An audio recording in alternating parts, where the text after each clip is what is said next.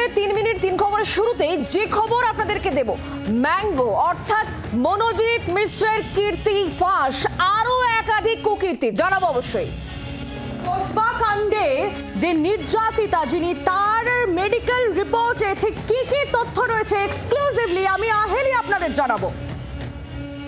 আর আমি জানাবো এই মুহূর্তে নিউজ রুম থেকে আরও একটি গুরুত্বপূর্ণ খবর। এই কসবা কাণ্ডে অর্থাৎ এই ল কলেজ কাণ্ডে গ্রেফতার হয়েছে আরও এক। তিনি কে এবং কেন তাকে গ্রেফতার করা হলো আমি জানাবো এই বিষয়ে বিস্তারিত। আর সেই সঙ্গে শুরুতে যেটা বলছিলাম, এই ম্যাঙ্গো মনোজিৎ মিশ্র, তার বিরুদ্ধে আরো গুরুতর অভিযোগ রয়েছে। তার বিরুদ্ধে শ্লীলতাহানির অভিযোগ। 28শে মার্চ 2022 সাল ল কলেজের এক ছাত্রীকে শ্লীলতাহানির অভিযোগ এই ম্যাঙ্গোর বিরুদ্ধে।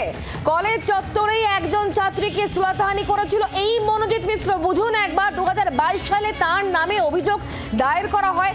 কলেজের অধ্যক্ষের কাছে এই অভিযোগপত্র চলে যায়। সেটা হলো 22 তারিখ 2022 সালের 22শে মার্চ। আর তারপর ঠিক কয়েকদিন বাদে তার বিরুদ্ধে উঠছে শ্লীলতাহানির অভিযোগ। এই বিষয় নিয়ে আমাদেরকে আরো জানাবেন মৌমিতা এই মুহূর্তে আমাদের সঙ্গে রয়েছেন প্রতিনিধি। সরাসরি মৌমিতা, মনোজিৎ মিশ্রর কুকীর্তির পাহাড়, এর আগেও তার বিরুদ্ধে শ্লীলতাহানির অভিযোগ।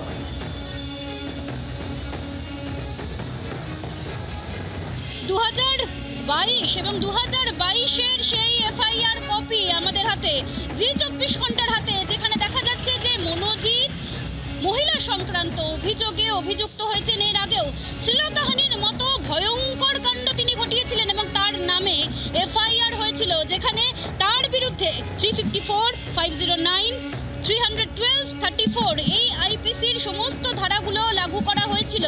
এবং মনোজিতের সঙ্গে সেই কাজে আরও এক ছাত্রের নাম কিন্তু এই এফআইআর কপিতে রয়েছে।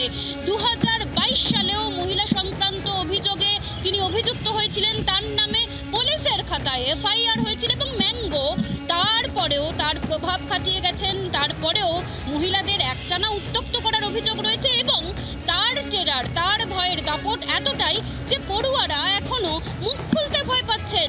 একই ধরনের অভিযোগ তিনি একাধিকবার ঘটিয়েছেন এবং মহিলারা তারা বলছেন যে তাদের নিরাপত্তা, তারা যদি মুখ খোলেন তবে তাদের নিরাপত্তার বিষয়টা সুনিশ্চিত করবে কে। যে এফআইআর কপি আরও একবার দেখাতে চাইবো, যেহেতু খুব স্বাভাবিকভাবেই নাম প্রকাশ আমরা করতে পারবো না, কিন্তু মহিলা সংক্রান্ত যে অভিযোগ, সেই অভিযোগ শ্লীলতাহানির মতো মারাত্মক অভিযোগ, সেই অভিযোগ কিন্তু এর আগেও হয়েছিল এই ম্যাঙ্গোর বিরুদ্ধে। সঙ্গে থাকো মৌমিতা। আইন কলেজে গণধর্ষণের অভিযোগ, কসবা কাণ্ডে রীতিমতো তোলপাড় পড়ে গিয়েছে গোটা রাজ্যে। আর জি 24 ঘন্টার হাতে এসে পৌঁছেছে নির্যাতিতার মেডিকেল পরীক্ষার রিপোর্ট।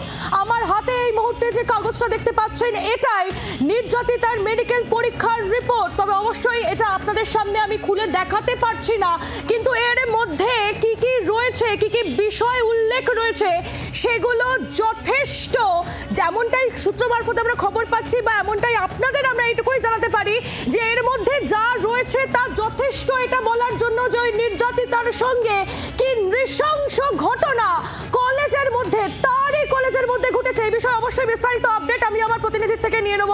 অয়ন শর্মা আমাদের প্রতিনিধি আমাদের সঙ্গে রয়েছে। অয়ন, জি 24 ঘন্টার হাতে মেডিকেল